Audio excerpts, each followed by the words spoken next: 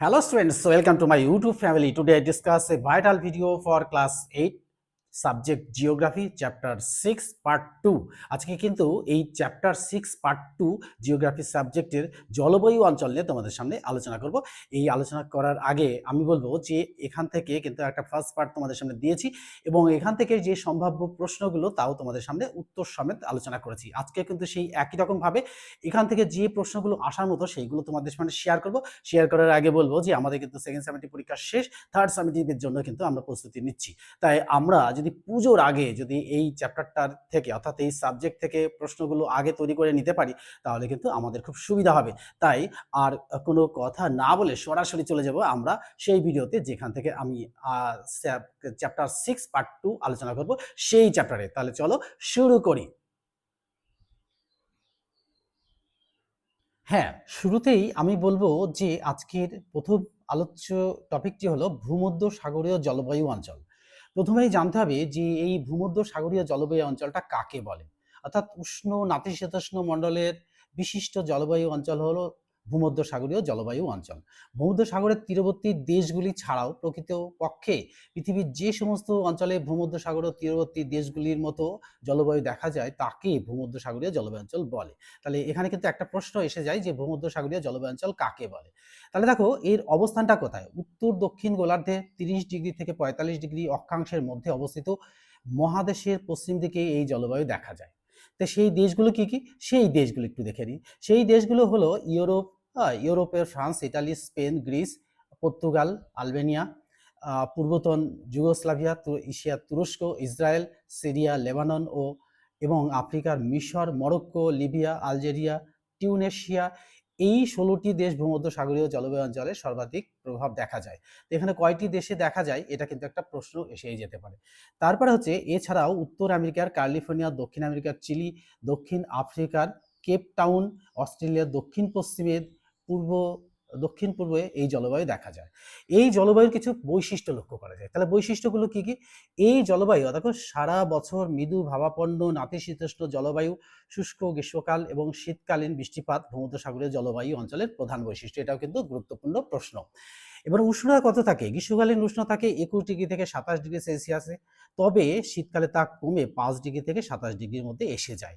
অর্থাৎ বার্ষিক তাপমাত্রার প্রসার থাকে 17 ডিগ্রি সেলসিয়াস। অর্থাৎ গ্রীষ্মকালে ভূমধ্যসাগরীয় অঞ্চলে উচ্চচাপ বলয় অবস্থান করে। ফলে কি হয়? স্থলভাগ থেকে শুষ্ক আয়ন বায়ু সমুদ্রের দিকে প্রবাহিত হয়। এই কারণে গ্রীষ্মকালে বৃষ্টিপাত হয় না। আকাশ মেঘমুক্ত, রোদ ঝলমলে থাকায় রাতের তাপমাত্রা কমে যায়। এটা কিন্তু আমরা লক্ষ্য করছি এই গ্রাফটা থেকে। এবার চলে যাব পরের পাতাতে এসে আমরা চলে আসবো যে বৃষ্টিপাত। দেখো এই বৃষ্টিপাত কিভাবে হয়। দেখো শীতকালে এই অঞ্চলে উচ্চচাপ বলয় সরে গেলে আটলান্টিক মহাসাগর থেকে প্রবাহিত জলীয় বাষ্পপূর্ণ পশ্চিমা বায়ু এই অঞ্চলে বৃষ্টিপাত ঘটায়। বার্ষিক গড় বৃষ্টিপাত 25 সেমি থেকে 150 সেমি। আড্রিয়াটিক উপসাগরের পূর্ব উপকূল বৃষ্টির পরিমাণ সবচেয়ে বেশি থাকে। পূর্ব উপকূল থেকে ভিতরের দিকে বৃষ্টিপাতের পরিমাণ ক্রমশ কমতে থাকে। শীতকালে বৃষ্টিপাত হয় বলে এই অঞ্চলকে শীতকালীন বৃষ্টিপাতের দেশ বলা হয়। এটাও কিন্তু গুরুত্বপূর্ণ প্রশ্ন, তোমাদের সামনে শেয়ার করব। তারপর আসবো হচ্ছে জীব বৈচিত্র্য। এখানে কি কি জীব বৈচিত্র্য লক্ষ্য করা যায়। এখানে স্বাভাবিক উদ্ভিদ শুষ্ক গ্রীষ্ম ও আর্দ্র শীতকালের কারণে এই জলবায়ু অঞ্চলে চিরসবুজ গাছ এবং গুল্ম জাতীয় গাছের মিশ্রণ বনভূমির সৃষ্টি হয়েছে। আর শুষ্ক গ্রীষ্মকাল বাষ্পীভবন আটকাতে গাছের পাতা পুরু ও কাণ্ড শক্ত হয়। বড় বড় পাতা পুরু ছালযুক্ত গাছগুলো শীতকালের বৃষ্টির জল সঞ্চয় করে রাখে। তো প্রধানত 3 ধরনের স্বাভাবিক উদ্ভিদ এই অঞ্চলে দেখা যায়। কি কি? এক নম্বর হচ্ছে সরলবর্গীয়। তাহলে এই সরলবর্গীয় উদ্ভিদগুলো কি কি? একটা হচ্ছে পাইন, ফার, সিডার। 2 নম্বর হচ্ছে চিরসবুজ উদ্ভিদ ওক, কর্ক, ইউক্যালিপটাস, রোজউড। আর 3 নম্বর গুল্ম জাতীয়। এই গুল্ম জাতীয় হচ্ছে ম্যাপল, লরেন, রোজমেরি, ল্যাভেন্ডার, জলপাই গাছ। তাহলে ভূমধ্যসাগরীয় জলবায়ু অঞ্চলের অন্যতম প্রধান উদ্ভিদ হলো এই জলপাই। এটা পৃথিবীতে আর কোথাও দেখা যায় না। তাই জন্য এই জলবায়ু অঞ্চলে পৃথিবীর সবচেয়ে বেশি জলপাই গাছ রয়েছে। তারপর প্রাণী জগৎ ও পশুপালন। অর্থাৎ পশুপালনগুলো কি কি? কি কি পশু এখানে দেখা যায়? তো বৃষ্টিহীন শুষ্ক গ্রীষ্মকাল ও আর্দ্র শীতকালের কারণে এখানে তৃণভূমির পরিমাণ কম। তাই ঘোড়া ও গবাদি পশুর তুলনায় গাধা, ভেড়া, ছাগল, খচ্চর বেশি পালিত হয়। উষ্ণ মরুর কাছাকাছি অঞ্চলে মুরগি, উট বেশি পাওয়া যায়। তাহলে দেখো এই অঞ্চলে দেখো পশুগুলোর মধ্যে জাগুয়ার, খরগোশ পশুপালনগুলো দেখো ভেড়া এখানে কিন্তু প্রচুর পরিমাণে চাষ হয়। এবার আসবো আমরা কোনটায় আর্থ-সামাজিক পরিবেশ ও জীবনযাত্রা। দেখো কৃষিকাজ, দেখো কৃষিকাজটা কি নাতিশীতোষ্ণ জলবায়ু, মাঝারি বৃষ্টিপাত এই অঞ্চলকে কৃষিকাজে অত্যন্ত সমৃদ্ধ করেছে। প্রধানত এই উৎপাদিত ফসল হচ্ছে গম। তাহলে এখানকার এই ভূমধ্যসাগরীয় জলবায়ু অঞ্চলের প্রধান ফসল হচ্ছে গম। এছাড়া থাকে যব, তুলা, ভুট্টা, ধান, তামাক, সবজি উৎপাদিত হয়। তুঁত গাছের প্রাচুর্য এই অঞ্চলে রেশম শিল্প গড়ে তুলেছে। এটা কিন্তু ভেরি ইম্পর্টেন্ট। দেখো তুঁত গাছের চাষের জন্য।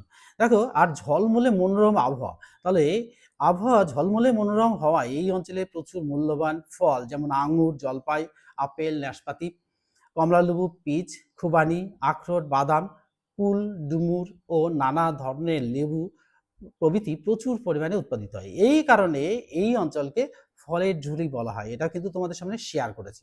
তা এখানে জলপাইটা বেশি পাওয়া যায় আর এই অঞ্চলে প্রচুর ফল পাওয়া যায়। ফল পাওয়ার জন্য যে ফলের ঝুড়ি অর্থাৎ ঝুড়ি ভর্তি ফল, বুঝতেই পারছো যে সেখানে ভ্যারিয়াস টাইপ অফ ফ্রুটস, হ্যাঁ, থাকে। তাহলে এই জন্যই এই অঞ্চলকে ফলের ঝুড়ি বলা হয়। এবার চলে আসবো আমরা পরের পাতাতে। পরের পাতাতে এসে আমরা শেয়ার করব যে দেখো খনিজ সম্পদ। এখানে খনিজ সম্পদের মধ্যে কোন কোন খনিজ সম্পদগুলো এখানে বেশি পাওয়া যায়। এই অঞ্চলে খনিজ সমৃদ্ধ নয়। তো ক্যালিফোর্নিয়ার খনিজ তেল, ফ্রান্সের বক্সাইট, ইতালির মার্বেল, গন্ধক, স্পেনের লোহা পাওয়া যায়। তাহলে খুব কমও পাওয়া যায় না। তারপর দেখো অর্থনৈতিকভাবে এই অঞ্চল উন্নত, কৃষিকাজ, ফলের চাষ ও ফল ভিত্তিক বিভিন্ন শিল্প, রপ্তানি, ব্যবসা বাণিজ্য প্রধান জীবিকা। ইতালি, ফ্রান্সে আঙুর থেকে উৎকৃষ্ট মদ, জলপাই থেকে অলিভ অয়েল আর হচ্ছে তৈরি শিল্প প্রসিদ্ধ। এগুলো সারা পৃথিবীতে রপ্তানি করা হয় এবং অন্যান্য শিল্পের মধ্যে কাঁচা ফল, শুকনো ফল, ফলজাত দ্রব্য, জ্যাম, জেলি, আচার, ময়দা শিল্প এখানে প্রধান। আর মনোরম ঝলমলে আবহাওয়ার জন্য ক্যালিফোর্নিয়ার হলিউডে পৃথিবীর শ্রেষ্ঠ চলচ্চিত্র উৎসব না, চলচ্চিত্র শিল্প গড়ে উঠেছে। তাহলে এখানে কিন্তু এটাও কিন্তু ভেরি ইম্পর্টেন্ট কোশ্চেন, এটাও কিন্তু আসার মতো। জনবসতি দেখো মনোরম স্বাস্থ্যকর জলবায়ু অঞ্চল হলে কি হয়, লোক বসতি ঘন হয় আর যোগাযোগ ব্যবস্থা যদি ঠিকঠাক থাকে তাহলে কিন্তু এখানে কিন্তু জনসংখ্যা প্রচুর পরিমাণে বাড়ে। তাই উন্নত অর্থনৈতিক পরিকাঠামো, জীবিকা নির্বাহের সহজ সুলভের কারণে এই অঞ্চলের জনবহুল এবং অধিবাসীরা অর্থনৈতিক দিক থেকে যথেষ্ট সমৃদ্ধ। এই অতীতে গ্রিস, মিশরীয় ও রোমান সভ্যতা বিকশিত হয়েছিল। তাহলে এখানে কিন্তু একটা প্রশ্ন এসেই যাচ্ছে। আবার দেখো ক্যালিফোর্নিয়ার Los Angeles, San Francisco Italy, Rome, Naples দক্ষিণ আফ্রিকার, কেপ টাউন অস্ট্রেলিয়ার, আডিলেইড পর্তুগালের, লিপসন এই অঞ্চলের প্রধান নগর ও বন্দর। তাহলে যেখানে নাকি যোগাযোগ ব্যবস্থা ঠিকঠাক থাকবে আর মনোরম পরিবেশ থাকবে সেখানে কিন্তু জনসংখ্যা অনেক বেড়ে যাবে। তাই এখানকার চিত্রটা দেখলেই আমরা বুঝতে পারছি যে কেপ টাউন কিভাবে জনসংখ্যা, Venice, Los Angeles, San Francisco, দেখো এই কটা অঞ্চলে কিন্তু জনবসতি প্রচুর পরিমাণে বেড়েছে। তো লক্ষ্য করো ভূমধ্যসাগরীয় জলবায়ুর কিছু বৈশিষ্ট্য আমাদের দেশের মৌসুমী জলবায়ুর বৈশিষ্ট্যের ঠিক বিপরীত। এই দুই ধরনের জলবায়ুর তুলনা করো। তাহলে এখানে কিন্তু একটা প্রশ্ন এসে যায়, মৌসুমী জলবায়ু ও ভূমধ্যসাগরীয় জলবায়ুর মধ্যে পার্থক্য কি। তাহলে দেখো ভূমধ্যসাগরীয় অঞ্চলে ভূমধ্যসাগরীয় অঞ্চলে এই একই অক্ষাংশে শীতকালে আর্দ্র পশ্চিমা বায়ুর প্রভাবে বৃষ্টি হয়। আবার কি হয়, গ্রীষ্মকালে শুষ্ক আয়ন বায়ু প্রবাহিত হয়, ফলে বৃষ্টিপাত হয় না। তো সূর্যের উত্তরণ দক্ষিণায়নের সঙ্গে এই চাপ বলয়গুলোর স্থান পরিবর্তন ঘটে। এর সাথে উপরের বিষয়টি কি কার্যকরণ সম্পর্ক আছে। তা দেখো কার্যকরণ সম্পর্ক জলবায়ুর বৈচিত্র্য আর এখানে কিন্তু যোগাযোগ ব্যবস্থার কারণে দুটো রকম জলবায়ু এখান থেকে কিন্তু পরিলক্ষিত হয়। এবার আসবো আমাদের পরের টপিক, অর্থাৎ পরের টপিকটি হচ্ছে তুন্দ্রা অঞ্চল অর্থাৎ শীতল জলবায়ু। এই শীতল জলবায়ুর মধ্যে তুন্দ্রা জলবায়ু একটা প্রধান। সুমেরু ও কুমেরুবৃত্ত অঞ্চলে বিশেষ ধরনের শীতল জলবায়ু হলো আর্দ্র জলবায়ু। তাহলে এই আর্দ্র জলবায়ু কোথায়, এই আর্দ্র জলবায়ু শীতল জলবায়ু বলে যেটা পরিচিত। গ্রীষ্মকালে বরফ গলে এই জলবায়ু অঞ্চলে কিছু শৈবাল জন্মায়। তাহলে শৈবাল মানে শ্যাওলা জাতীয় উদ্ভিদ। এই শ্যাওলার অর্থাৎ শৈবালের নাম থেকেই এই তুন্দ্রা নামকরণ হয়েছে। এটাও কিন্তু ভেরি ইম্পর্টেন্ট অবস্থান দেখো সুমেরু ও কুমেরু বৃত্তের নিকটবর্তী উত্তর আমেরিকার কানাডার উত্তরাংশ, আলাস্কা, ইউরেশিয়ার উত্তরাংশ, Europe, Norway, Sweden, Finland, Greenland ও সংকীর্ণ উপকূল অঞ্চল, এশিয়া ও সাইবেরিয়ার তুন্দ্রা জলবায়ু দেখা যায়। কোথায় কোথায় এই জলবায়ু দেখা যায়, অর্থাৎ তুন্দ্রা জলবায়ু কোথায় দেখা যায়, এটাও কিন্তু ভেরি ইম্পর্টেন্ট কোশ্চেন, তোমাদের কিন্তু পরীক্ষায় আসার মতোই। এবার দেখো চলে আসবো দক্ষিণ গোলার্ধে আন্টার্কটিকা মহাদেশের কিছু অঞ্চলে এই জলবায়ু দেখা যায়। তাহলে দেখো এবার জলবায়ুর কিছু বৈশিষ্ট্য তো আছেই। তা স্বল্পস্থায়ী শীতল গ্রীষ্মকাল আর দীর্ঘস্থায়ী শীতল শীতকাল এই অঞ্চলের প্রধান বৈশিষ্ট্য, অর্থাৎ এই জলবায়ুর প্রধান বৈশিষ্ট্য, অর্থাৎ তুন্দ্রা জলবায়ুর প্রধান বৈশিষ্ট্য।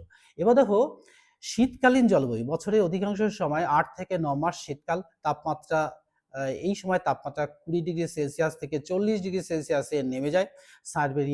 সাইবেরিয়ার ক্ষয়নস্ক উত্তর গোলার্ধের শীতলতম স্থান, এটাও ভেরি ইম্পর্টেন্ট কোশ্চেন। এই জানুয়ারি মাসের গড় তাপমাত্রা থেকে -50.6 ডিগ্রি সেলসিয়াস, তাহলে মাইনাস টেম্পারেচার মানে বুঝতেই পারছো যে জিরোতে বরফ হয়ে যায়, তারপরে আরো 49, তার মানে বুঝতেই পারছো 50 মানে একদম পুরো পাথর, জল জমে পাথর হয়ে যাবে। তো ভয়ঙ্কর শীতে সমস্ত অঞ্চলে তুষারে ঢাকা পড়ে যায়, মাঝে মাঝে তুষারপাতও হয়। এবার চলে আসবো যে এই তুষার ঝড় চলতে থাকে, এই সময় আকাশে সূর্যকে প্রায় দেখাই যায় না। হ্যাঁ, একটানা অন্ধকার রাতে মাঝে মাঝে 2-3 ঘন্টার জন্য ম্লান রামধনুর মতো আলোকের ছটা সুমেরু কুমেরু প্রভা দেখা যায়। এবার গ্রীষ্মকালীন জলবায়ু দেখো, গ্রীষ্মকালীন জলবায়ুর মধ্যে 2 সপ্তাহব্যাপী বসন্তের পর তুন্দ্রা অঞ্চলে 2 থেকে 3 মাসের জন্য স্বল্পস্থায়ী গ্রীষ্মকাল আসে। এই সময় গড় তাপমাত্রা হয় 10 ডিগ্রি সেলসিয়াস। আকাশে সূর্য খুব অল্প সময়ের জন্য অস্ত যায়। একটানা 22-23 ঘন্টা দিনের আলো থাকলেও তীর্যক সূর্যরশ্মির জন্য উষ্ণতা বেশি বাড়তে পারে না। তাহলে এটাও কিন্তু একটা বৈশিষ্ট্য। এবার চলে আসবো যে পরের পাতাতে সে পার্টের বিভিন্ন একটু অংশ পড়ব। দেখো নরওয়ের হ্যামারফেস্ট বন্দর 70.3 ডিগ্রি ইঞ্চি উত্তর ও আশপাশের অঞ্চলে স্থানীয় সময় অনুযায়ী গভীর রাতে আকাশে সূর্য দেখা যায়। তাহলে রাতে সূর্য দেখা যায়, এটা একটা মজার ব্যাপার না? কারণ যে রাতে সূর্য দেখা যায় মানে এই অঞ্চলকে নিশীথ সূর্যের দেশ বলা হয়। তাহলে দেখো গ্রীষ্মকালে আকাশ কুয়াশায় ঢাকা থাকে, 20 থেকে 30 সেমি বৃষ্টিপাত হয়। আর এখানে বৈচিত্র্য, অর্থাৎ জীব বৈচিত্র্য কি কি, এইরকম জলবায়ুতে কিরকম ধরনের জীবজন্তু দেখা যায় এটা একটু দেখবো। প্রথমে দেখবো যে স্বাভাবিক উদ্ভিদ, বছরের বেশিরভাগ সময় তাপমাত্রা হিমাঙ্কের নিচে থাকে, এই অঞ্চলে কোনো বড় গাছ জন্মাতে পারে না। এখানকার প্রধান স্বাভাবিক উদ্ভিদ হলো মস আর লাইকেন, যেগুলো শ্যাওলা জাতীয়। এবার দেখো লাইকেন, এইদিকে মস, আর হচ্ছে ফুল, বিভিন্ন টাইপের শ্যাওলা জাতীয় গাছের ফুল এখানে কিন্তু দেখা যায়। এবার বন্য প্রাণীর মধ্যে দেখো তিমি, মেরু শিয়াল, মেরু ভাল্লুক, হ্যাঁ, কারিবু এখানে দেখতে পাওয়া যায়। এছাড়াও দেখে এখানে আর্থসামাজিক পরিবেশ ও জীবনযাত্রা সম্পর্কে একটু দেখবো। দেখো অধিবাসীর জীবনযাত্রা অত্যন্ত প্রতিকূল জলবায়ু, কষ্টকর জীবনযাত্রার জন্য তুন্দ্রা অঞ্চল জনবিরল। এখানে কিন্তু তুন্দ্রা অঞ্চল কেন জনবিরল, এটা কিন্তু ভেরি ইম্পর্টেন্ট কোশ্চেন। তো একমাত্র আদিম অধিবাসীরা প্রকৃতির সঙ্গে সংগ্রাম করে এখানে বসবাস করে। এই তারা কারা? দেখো গ্রিনল্যান্ড, কানাডা, আলাস্কার উত্তরাংশে এস্কিমো রেড ইন্ডিয়ানরা বসবাস করে। 2 নম্বর থেকে ইউরেশিয়া, সাইবেরিয়ার সামোয়েদ, ইয়াকুত জাতির লোক বাস করে। আর ফিনল্যান্ড ফিন উপজাতির মানুষ বসবাস করে। এই তিনটেও কিন্তু ইম্পর্টেন্ট। তীব্র শীতে কৃষিকাজ হয় না, তাই এখানকার অধিবাসীরা যাযাবর জীবনযাপন করে। তো যাযাবর জীবনযাপন মানে বুঝতেই পারছো, কোনো জায়গায় স্থায়ীভাবে বসবাস করে না। শীতকালে এখানকার এইরকম গোলাকার বরফের ঘরে ইগলুতে বসবাস করে। তাহলে এস্কিমোরা বসবাস করে এই যে ঘর ইগলু, এটা বরফের তৈরি করা, অর্থাৎ বরফগুলোকে সাজিয়ে এটা ঘরগুলোকে তৈরি করা হয়। শীতকালে এইরকম বরফের গোলাকার ঘরে ইগলুতে এরা বসবাস করে। আর গ্রীষ্মকালে বরফ গলে গিয়ে সিল মাছের চামড়ার তৈরি তাঁবুতে, অর্থাৎ টিউপিক। তাহলে ইগুলু কি, টিউপিক কি, এটা কিন্তু ভেরি ইম্পর্টেন্ট কোশ্চেন। এবার চলে আসবো পরের পাতাতে এসে যাতায়াতের জন্য বরফের ওপরে চাকাবিহীন স্লেজ গাড়ি। তাহলে এই স্লেজ গাড়িটা কি? কুকুরে টানা গাড়ি, আমরা ছোটবেলায় পড়েছি বইতে, এখন আমরা কিন্তু আরো বিস্তারিত পড়ছি। আর জলে সিল মাছের চামড়ার তৈরি কায়াক। তাহলে কায়াক কি আর স্লেজ গাড়ি কি? অর্থাৎ কায়াক হচ্ছে এক ধরনের নৌকা, ব্যবহার করা হয় চামড়া দিয়ে, অর্থাৎ পশুর চামড়া দিয়ে পোশাক আর হাড় দিয়ে শিকারের বর্ষার সূচ তৈরি করা হয়। তাহলে এই হাড় কি কাজে লাগে সেটা হলো। আর খাদ্যের জন্য সিল, ভালুক, বলগা হরিণ, মেরু শিয়াল শিকার করে, আর সমুদ্রের মাছ ধরে। হরিণের দুধ আর বেরি ফল এখানকার প্রিয় প্রিয় খাদ্য। তাহলে আমরা খাদ্যগুলোকে দেখে নিলাম। এবার হচ্ছে সাম্প্রতিক পরিবর্তন। বর্তমানে এই অঞ্চলে বেশ কিছু খনিজের সন্ধান পাওয়া গেছে। এই জন্য এখানে স্পিটসবার্গ কয়লা ও সুইডেনের কিরুনা অঞ্চলে আকরিক লোহা, ইউক্রেন ও আলাস্কার সোনা, খনিজ তেল, ফলে বেশ কিছু শিল্প এখানে গড়ে উঠেছে। রেলপথ ও জলপথে এই অঞ্চলের সঙ্গে বহির্বিশ্বে যোগাযোগ রয়েছে।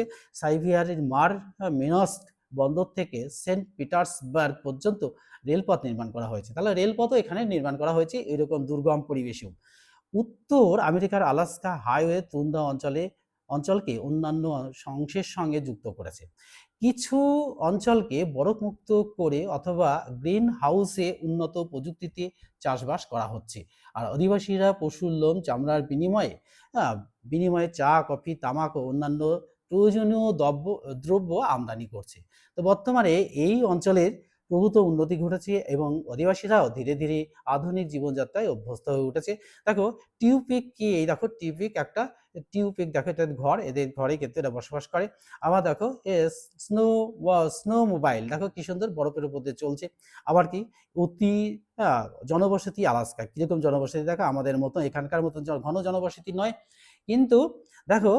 আর এখানে দেখো শিল্প কারখানা তৈরি করা হয়েছে আর যোগাযোগ ব্যবস্থাগুলো তৈরি করা হয়েছে। এবার চলে যাব আমরা পরের পাতাতে গিয়ে আমরা একটুখানি আছে এই পার্টের। দেখো এখানে একটা হাতে কলমে বলে একটা কথা আছে মগজস্থ। শীত ও গ্রীষ্মের স্থলভাগ ও জলভাগের উষ্ণতা, বায়ু চাপে তারতম্যের সঙ্গে মৌসুমী বায়ুর উৎপত্তি কি কোনো সম্পর্ক আছে, এ নিয়ে একটু আলোচনা। এবং স্থলভাগ দ্রুত উত্তপ্ত হয় এবং দ্রুত তাপ বিকিরণ করে ঠান্ডা হয়ে যায়, অর্থাৎ জলভাগ স্থলভাগের তুলনায় অনেক বেশি সময় ধরে তাপ ধরে রাখতে পারে। এটা আমরা রুলস অনুযায়ী বুঝেছি। তা দেখো ভারতের কোথায় কোথায় ক্রান্তীয় চিরসবুজ অরণ্য দেখা যায়, এটাও কিন্তু প্রশ্ন। আর নিরক্ষীয় বৃষ্টি অরণ্য সহ পৃথিবীর অন্যান্য অরণ্যের জীব বৈচিত্র্য সম্পর্কে তথ্য এবং ছবি সংগ্রহ করে কোলাজ তৈরি করো, এটা কিন্তু প্রজেক্টের কাজ হিসাবে দিতেই পারে তোমাদের। এবার চলে আসবো চারটি বিশেষ জলবায়ু অঞ্চলের প্রাকৃতিক অর্থ সামাজিক পরিবেশের কার্যকরণ সম্বন্ধে তোমরা বিশ্লেষণ লিখতে পারো। কিরকম, এটা একটা চার্টের মধ্যে দিয়ে।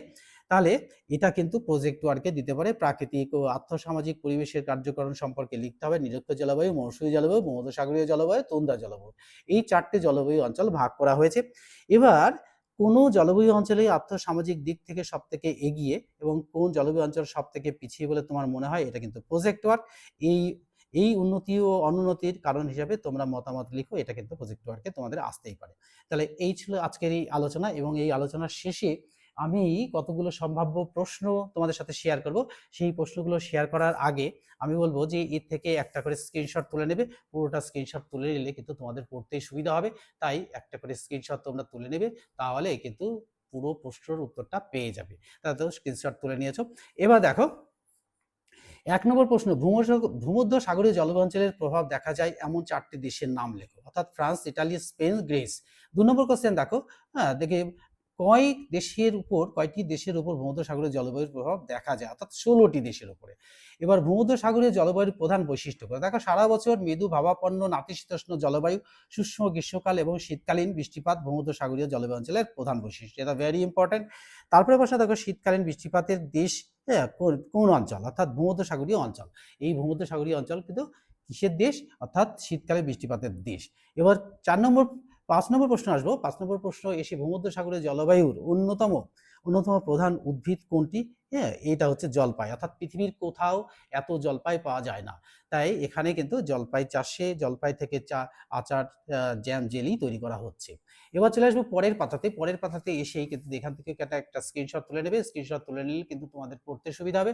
স্ক্রিনশটটা তুলে নাও আর কোশ্চেনগুলো তোমাদের সাথে শেয়ার করি। আমি সুন্দর করে ধরেছি স্ক্রিনশট তুলে নেওয়ার জন্য, তুলে নাও। আচ্ছা, এবার হচ্ছে যে পৃথিবীর সবচেয়ে বেশি জলপাই গাছ কোন অঞ্চলে রয়েছে, অর্থাৎ ভূমধ্য সাগরের তীরবর্তী অঞ্চলে বা ভূমধ্য সাগরের জলবায়ু অঞ্চলে।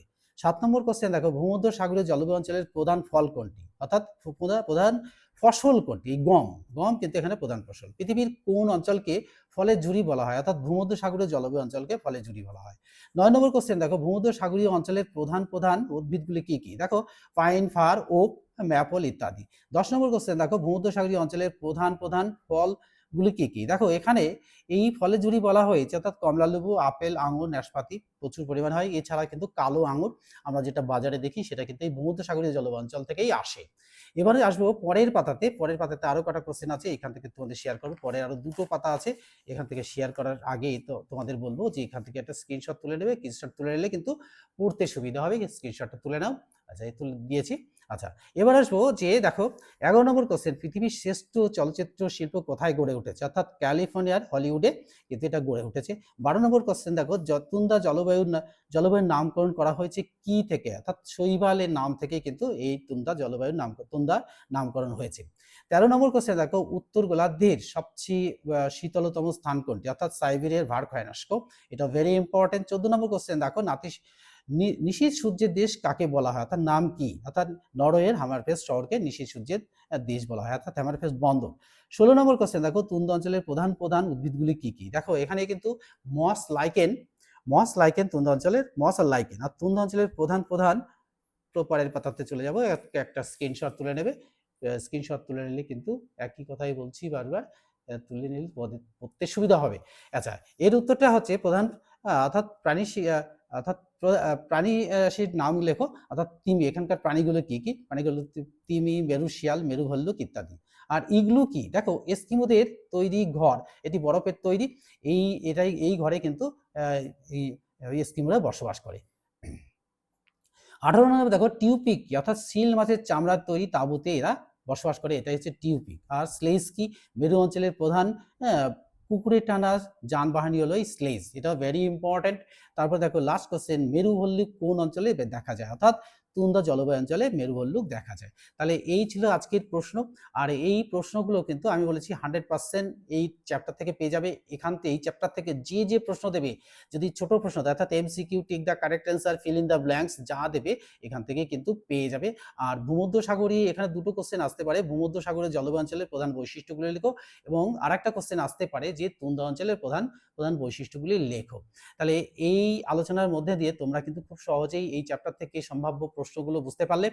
আর এটা বোঝার সাথে সাথেই আমি বলবো তোমরা একটা করে লাইক দিয়ে দেবে আর বন্ধুদের মধ্যে শেয়ার করে দেবে। আর বন্ধুদের মধ্যে যদি প্রচুর পরিমাণে শেয়ার করে দেওয়া যায় তাহলে বন্ধুরা কিন্তু এই চ্যাপ্টার থেকে যে প্রশ্নগুলো আসতে পারে সেই প্রশ্নগুলো তারা কিন্তু আগে থেকেই অবগত হবে এবং পুজোর আগেই তৈরি করে রাখবে। তাহলে পরীক্ষায় কিন্তু 100% কমন এসে যাবে। আর কি হবে, আমিও ভীষণভাবে মোটিভেটেড হব আর এইরকম মজাদার ভিডিও নিয়ে পরের চ্যাপ্টার থেকে আমি কিন্তু তোমাদের সামনে শেয়ার করব। তাহলে আজকের মতো এখানে শেষ করছি। পরের ভিডিওতে তোমাদের সাথে আবার দেখা হচ্ছে এইরকম মজাদার ভিডিও নিয়ে। Good bye friends.